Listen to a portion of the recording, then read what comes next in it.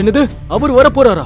போச்சு, இந்த கபீரால நம்ம எல்லாரும் நாசமா போக போறோம். விக்ராந்தின் தந்தை வரும் செய்தியை கேட்டு நிக்கில் நடுங்கத் தொடங்கினார். அவன் மஞ்சித்திடம் கூறினார், சார், பிரியங்காக்கு புரியல. இந்த கபீரம் புதுசு. விக்ராந்த் அப்பா எவ்வளவு ஆபத்தான ஆளுன்னு இவனுங்களுக்கு தெரியல. ஆனா உங்களுக்கு தான் தெரியுமே. போன முறை நடந்ததை மறந்துட்டீங்களா? எனக்கு அது நல்ல ஞாபகம் இருக்கு. லாஸ்ட் டைம் ஒரு போலீஸ்காரர் விக்ராந்த் மேல கைய வச்சதுக்கு உடனே சஸ்பெண்ட் பண்ணி அவரை நிர்வாணமாக்கி கடத்தெருவுல சுத்த விட்டாங்க. இந்த முறை நிர்வாணமாக்க மாட்டாங்க. கபீரை வெட்டி துண்டு துண்டாக்கி டெல்லியில இருக்கிற எல்லா போலீஸ் ஸ்டேஷனுக்கும் அனுப்புவாங்க. அதே வேளையில் விக்ராந்தின் தந்தை காவல் நிலையத்திற்குள் நுழைந்தார். எந்த அறிவு கெட்டவன் என் பசங்களை லாக்அப்ல போட்டிருக்கிறது? சார், நாங்க யாரும் எதுவும் பண்ணல. இவன் புதுசா வந்த ஹவில்தார் கபீர் ஷெகாவத். இவன் தான் உங்க பையனை உள்ள போட்டான். எங்களை ஒண்ணும் பண்ணிடாதீங்க சார். யாரு?